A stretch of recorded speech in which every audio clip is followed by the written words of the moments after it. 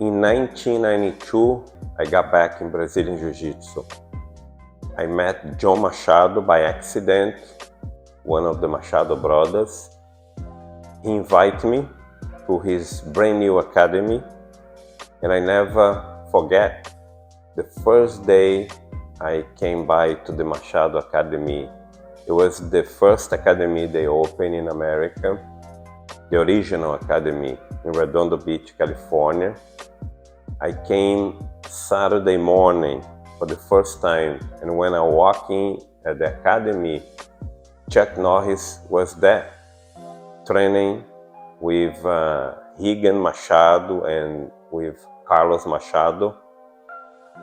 I told the Machados after a while that I had the connection with all the magazines, and I proposed to write a very nice article about them, make an interview, photograph them with Chuck Norris.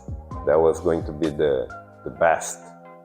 And they spoke with Chuck, and Chuck agreed. So after some time, we did the interview, I wrote the article, and we scheduled a day to take pictures. I took pictures that day, and I sent this whole thing to about 8 or 9 magazines around the world. I sent to a few European magazines, Australia and Brazilian, and here in the United States. I was able to get them a couple of front covers with the article and the pictures. One of the things that I remember well from the day we took the pictures is that they wear blue pants and Chuck Norris had black pants. Chuck Norris wearing black pants was okay because that's normally part of his uniform of Tang Soo Do. But I remember questioning the Machado brothers in regards of the blue pants because I followed Jiu-Jitsu prior to that for a long time in Brazil. I used to see magazines and I trained. And never in my life I heard of blue pants.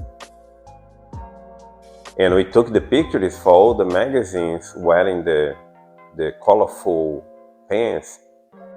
And I have 2 stories about it. One was of a magazine from São Paulo, Brazil. The name of the magazine is Kiai. Kiai was very popular at that time. It was a big magazine, a lot of pages.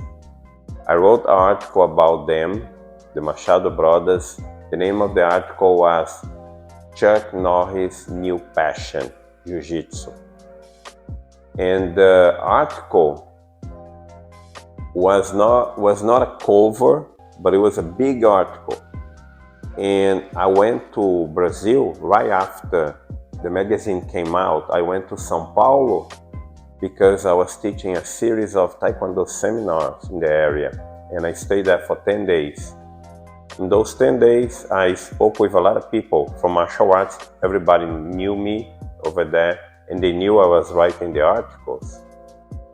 And people was questioning the blue pants more than talking about Chuck Norris. There was people not happy, and there was people that really liked the different uniform they wear. So it became something controversial. Eu também tenho outra pergunta aqui que muita gente tem feito lá no Brasil, sobre os kimonos coloridos, a introdução da cor no jiu-jitsu. Não, mas isso foi engraçado porque começou de uma maneira engraçada. Quando foi até um amigo meu, André Lima, que tinha introduzido a gente com um amigo dele chamado Rosé, que tinha uma revista europeia. Ele chegou pra gente e falou: pô, eu queria fazer umas fotos, vocês, os 5 irmãos, tudo na revista. E eu tinha visto um aluno de karatê do Chuck Norris usando o paletó branco e uma calça preta. Aí me deu uma ideia: pô, por que a gente não muda para essas fotos botar o paletó branco e a gente bota uma calça azul. Aí todos os irmãos compraram uma calça azul e fizeram um paletó branco e a calça azul. Aí, pô, na minha academia todo mundo queria comprar calça azul. Aí começou assim, aí daqui a pouco começaram... Padrão. Aí começou todo mundo querer ter kimonos coloridos. Foi uma coisa assim, que foi tipo um acidente, né? Assim, mas não foi assim uma coisa que eu chegar, vou botar com mão, foi uma coisa que aconteceu, tipo um acidente, né? E vocês acabaram introduzindo essa, não vamos dizer mania, mas essa instituição que hoje todo mundo usa um kimono de uma cor diferente. É legal, eu gosto muito. Você falou sobre... When I was back in LA, I had the opportunity to have Pierre Benoliel from the French magazine Karate Bushido, one of the biggest in Europe. He came over and he already had my article because I sent it to him, but he did not publish. He told me he wanted to meet the Machados in person and take some pictures. So I scheduled with Jean-Jacques and John to meet in Venice Beach, California. So after Benoliel went back to France, he called me and said, André, I think I'm gonna put the Machado brothers in the front cover because the pictures are beautiful and your article is pretty good and they're teaching Chuck Norris. So that was the first Machado Jiu-Jitsu front cover in Europe. They got introduced to Europe with a uniform that was white and blue. So this became kind of a talk because some of the Gracies not happy with it. I was in contact with them because of the magazines and it became a little of an issue. Some people didn't like, but with time everybody started wearing different color uniforms. The whole uniform suddenly was blue or black. A few academies did not accept that. They kept going with the white uniforms until today is like that.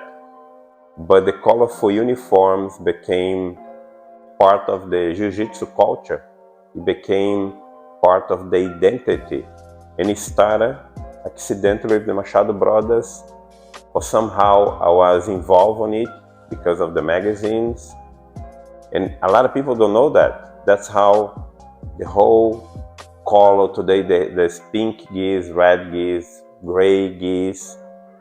There is a whole industry of uniforms for Jiu-Jitsu with color, and it started in 1992 with the Machados. I trained at the Machado Academy for a few years in early 90s, and then finally my wife and I opened our own academy in Culver City, California. When we opened, we started with Taekwondo and we went a Brazilian Jiu-Jitsu, but I was not a black belt. There was not many black belts at that time. So I asked John Machado who he wanted to come over and teach one of his students. He had a couple black belts already, and he spoke with Rick Minter. He was the first African-American black belt in Brazilian Jiu-Jitsu from the Machado Academy. So Rick Minter liked the idea. He came and started teaching Jiu-Jitsu, and I kept training with him. But after a couple years, for some reason, he decided to quit. And I had Gerson Sanginito teaching. Gerson is from Rio, black belt in Judo. He was a brown belt in Brazilian Jiu-Jitsu at that time. I met him at the Machado Academy. So Gerson came and started teaching our academy in 1998.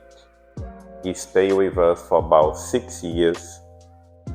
Gerson he became a very good friend. He was studying at that time to become a director. He was going to college. And we ended up working in movies later on. But during the time he was at the academy, it was interesting because he was pretty connected to the Gracie Barra. Every year, I was able to train with all these top names in Brazil because they used to come here and just to invite them to our academy. I remember well Dracolino and Nino, Márcio Feitosa, Gordo, Sapão, Ilhobel, Tinguinha, many names. I was able to train with them. They would come, stay a few weeks or a month, and we had some very strong training. Some of them actually, because of Gerson's help, they end up staying in the United States, open their own academy, and today they're here. They run their own little organization with 1 or 2 academies. So Gerson helped a lot of these people, and the training was good.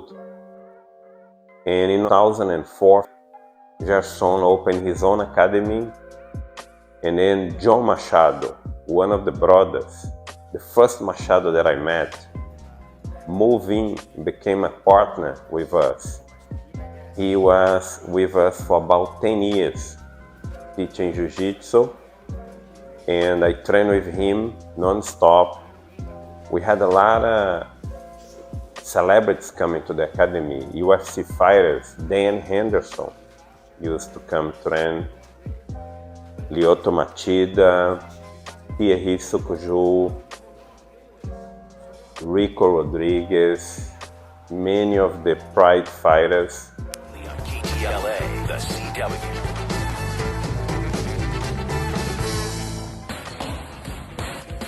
He is one of the most dangerous men in the entire world, and I say that without a hint of exaggeration. This is Dan Henderson.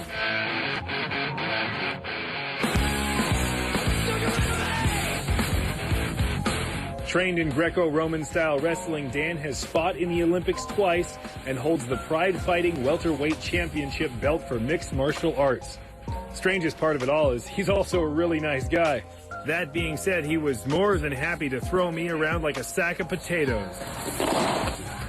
He will be facing his longtime rival, Vanderlei Silva, the current middleweight champion of Pride. It's been 6 years since their last fight, in which Silva beat Henderson by decision. Looking at our faces afterwards, you wouldn't think I was the one that lost, but, you know, he won the fight.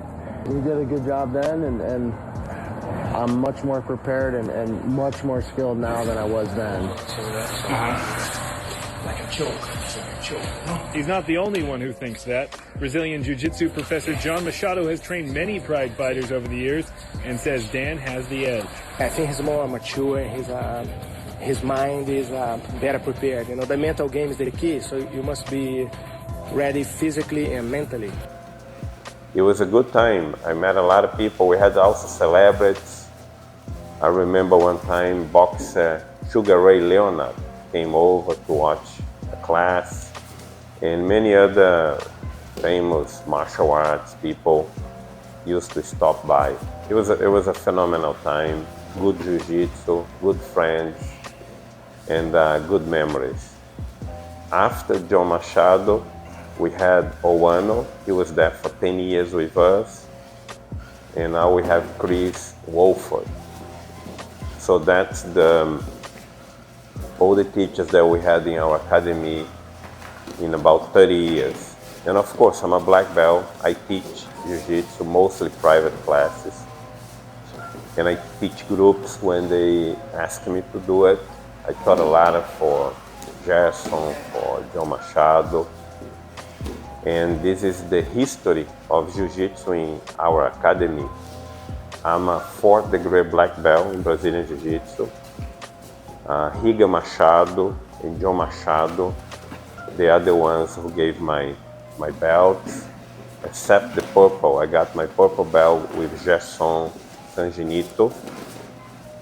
And Gerson was interesting. He loved competition. He made me fight a few tournaments. And I remember I took second place in the Pan America in the year 2000 in Florida. Because of Jefferson, he kept insisting, you gotta fight in Jiu-Jitsu. So I ended up doing, and I did very well. And that's all the memories of Jiu-Jitsu. Vai, te arruma, André, vai, André, vai, André. Bora, Beco, bora, Beco. Dito, André. Vamos, não para, André, vamos. Bora. Olha o peso, André, olha o peso.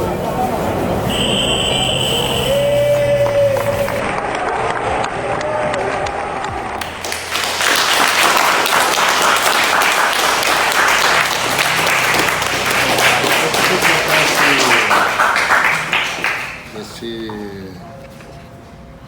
takeover aí, tá bom?